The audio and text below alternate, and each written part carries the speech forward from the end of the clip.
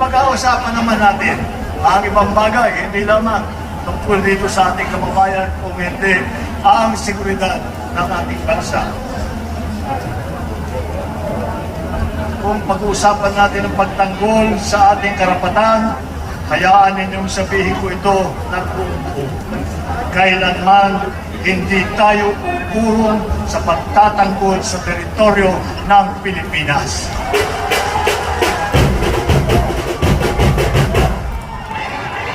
Bilang isang malayang bansa, dapat natin pananampalatayaan ang ating mga karapatan.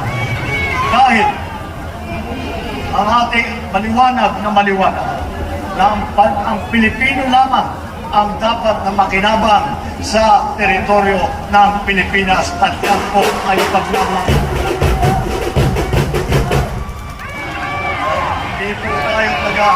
Hindi naman po tayo naghahanap ng mundo. Tayo naman, ay sumumpa po tayo, kami lahat ng opisyal, na ipagtatanggol namin ang konstitusyon ng Pilipinas, ipagtatanggol namin ang teritoryo ng Pilipinas, ang soberenya ng Pilipinas, ang karapatan ng Pilipino. Kaya po, kahit ano pang nangyari, hindi po namin titigilan na ipagtanggol ng Pilipinas. Kahit kasino man, napakalaking dayuhan, napakalakas ang puwersa, hindi po, ang Pinoy po hindi umaatras, hindi po tayo aatras. Yes! Woo!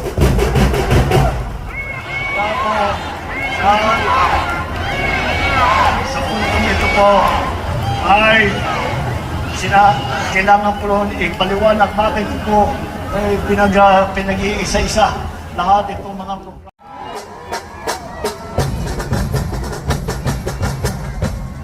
Tayo po ay nakarating na sa kahuli-hulihang pagtitipon natin dito po sa kampanya ito. Kaya nais kong pasalamatan, hindi lang po kayo ng Tiga-Mandaluyong. Kung hindi po lahat na nagpakita ng suporta sa Team Alyansa habang sila at kami lahat ay umiikot sa buong Pilipinas. At nasasabi ko naman, nakakatuwa naman na mas nakita. Kahit po saan pumunta ang Team Alyansa, napakainit po ang pagtanggap sa Team Alyansa, pagtanggap para sa kinabukasan at kabubuti ng ating minamahal na Pilipinas. Kaya naman po, kami na umiikot at nagkakampanya, na-inspire po kami, naging inspirasyon po ang suportang nararamdaman namin, ang init ng pagmamahal na nararamdaman namin sa aming pag-iikot. Ay mula naman po sa umpisa, sinabi ko po, ang bagong Pilipinas ay isang pangakong ginagawa nating totoo na araw-araw. Ating inyong suporta ay ang aming inspirasyon. Naniniwala ko na ang lakas ninyo ang magdadala sa atin sa bagong Pilipinas. Kaya naman, nabuo po ito. Mula Hilaga hanggang Timog, isang alyansa ang nabuo. Ngayong gabi, ang sambayanang Pilipino, kayo ang magbibigay buhay sa ating pagtitipon ngayon. Alam niyo po, siguro panahon na, dahil po, ano ba, bakit namin ginawa itong alyansa? Kung maalala ninyo, nung kumakampanya ako rito, ang aking isinisigaw, ang pagkakaisa, unity, kailangan sa aming pananaw, sa aking pananaw at sa pananaw ng lahat ng Pilipino. Wala pong mangyayari sa atin kung tayo ay nag-aaway-away po.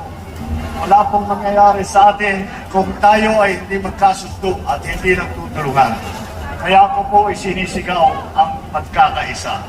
At kaya naman po ang ginawa po namin ay pinagkaisa namin ang lahat ng aming kilala na pinakamagaling na magiging senador para mas makikita natin patuloy ang ating progresyo, patuloy ang ating pag-unlad, patuloy ang mapayapang Pilipinas, patuloy ang magandang takbo at kaunting ginhawa para sa ating mga kababayan.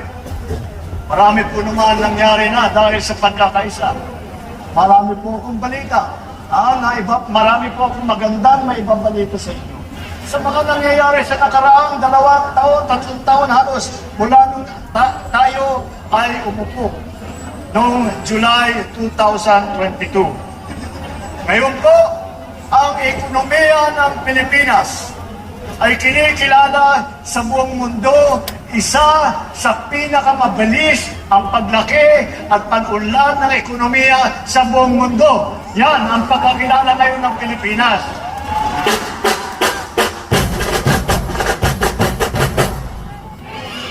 Sa Asia po, tayo BBM! BBM! BBM! BBM! BBM!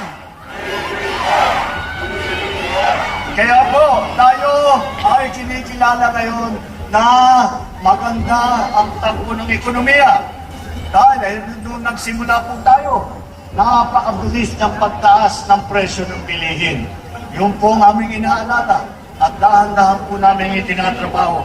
Kaya naman, mula sa 1.8%, na yung 1.8% ng inflation, ibig sabihin gaano kabilis ang pagtaas ng presyo ng mga bilihin, ay ito ay bumababa sa Marso. Kaya dahan-dahan, hindi na kasing bilis ang pagtaas ng presyo ng ating mga bilihin. Dahil po, naglagay po tayo, humingi tayo ng tulong sa ating Senado. Humingi po tayo ng tulong sa ating congressman.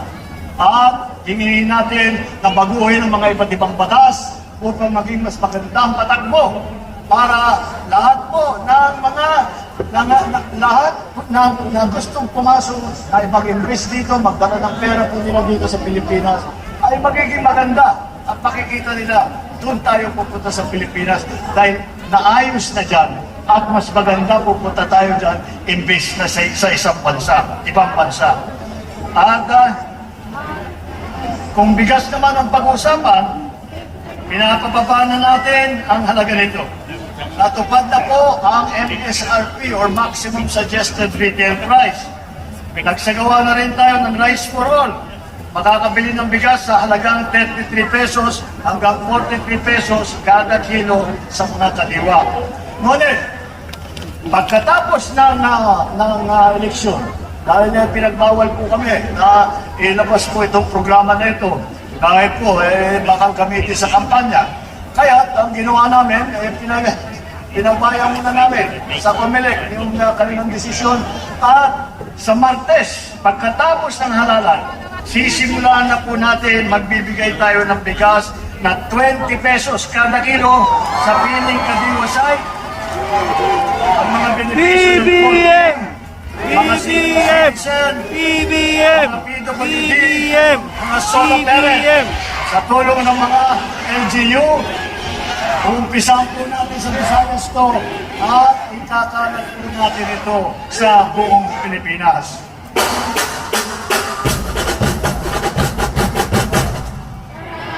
Kasama din po dyan, kahit po makontrol po natin ang presyo ng ating mga bilihin, ay kailangan po para makabili ang ating mga kababayan ay kailangan po ng trabaho. Kaya isa pang magandang balita. Sa buong taon ng 2024, naitala natin na ang unemployment rate, ito yung bilang ng mga Pilipino na hindi makahanap ng trabaho. Ang bilang ay bumaba hanggang 3.8%. Ibig sabihin, ito ang pinakamababang bilang ng Pilipino na walang trabaho sa nakaraang 20 taon. Naaayos na rin po natin ang pagbigay ng trabaho. Patuloy po tayo pagbibigay ng mga pagkakataon para sa ating mga kababayan. Mula Hulyo 2022 hanggang sa katapusan ng 2024, nakapagsagawa tayo ng higit 4,000 job fair at sa iba't ibang sulok sa bansa. Hindi lang po dito sa Maynila, hindi lang po sa malalaking lungsod, kung hindi po kung saan lahat po ipinagkalat natin. Binibigyan po natin ng pagkakataon ang ating mga 4Ps, ang ating mga benepisyaryo upang sila ay makabangon muli. Patuloy po tayo nagbibigay ng pagkakataon para sa ating mga kababayan. ito po ay dinadaan po natin sa job fair. Nung Labor Day po, nung May 1, nagsagawa tayo ng napakalaking job fair sa 69 na lugar sa buong bansa. Mahigit 200,000 trabaho ang inalok mula sa mahigit 2,000 employer.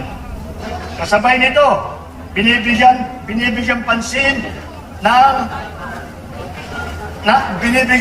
natin ang isa pang haligi ng bagong Pilipinas. Ay napakalaga po nito. Lahat po tayo ay magulang. Inaalala po natin ang ating lagi mga anak. Kaya inaayos po natin ang edukasyon. Inaayos po natin ang K-10 curriculum.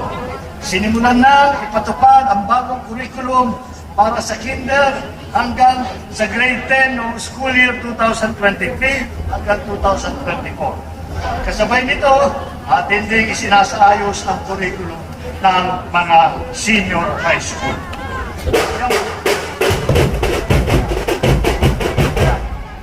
Bilang suporta sa ating kabataan at sa ating mga managawa, para sila po ay marunong tayo nilang makipagkadensya, hindi lamang dito sa labor market po dito sa Pilipinas, kundi sa buong mundo na sumisikat pong pilas sa mga Pilipino dahil napakagaling talaga ng Pinoy. Pero kailangan pa rin natin tulungan. Kaya bilang suporta sa edukasyon ng ating mga kabataan, mula Hulyo ng 2022 hanggang Marso itong taon, nakapagpatayo tayo ng higit 16,000 bagong silid-aralan. At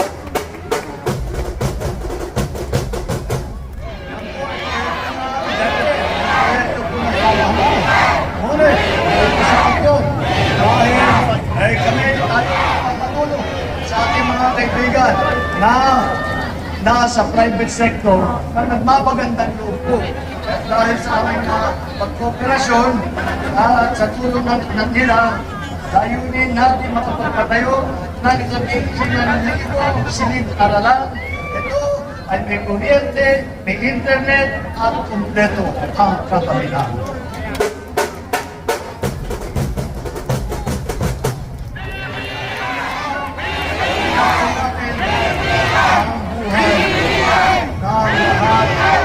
Educational system ay ang ating mga kaya tinitiyak natin na natin sa lahat ng benepisyo dahil yung natin yung sweldo ay napaparutan ng aking mga guro dahil hindi dumadating na ang panahon ng sweldo may mga pamilya po yan kaya tinitiyak natin hindi na magiging problema yan kasi pag naging problema natin ang mga teacher, hindi nyo makapagturo dahil kailangan maging principal, kailangan maging accountant, kailangan maging ano-ano na administrative.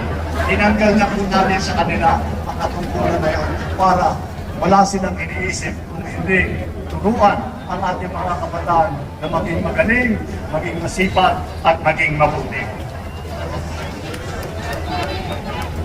Binibigyan sila ng mas maayos na benepisyo, mas malinaw na career path, at mas mahabang pahinga. Tulad ng bagong pinapatupad na 30 araw na uninterrupted summer break.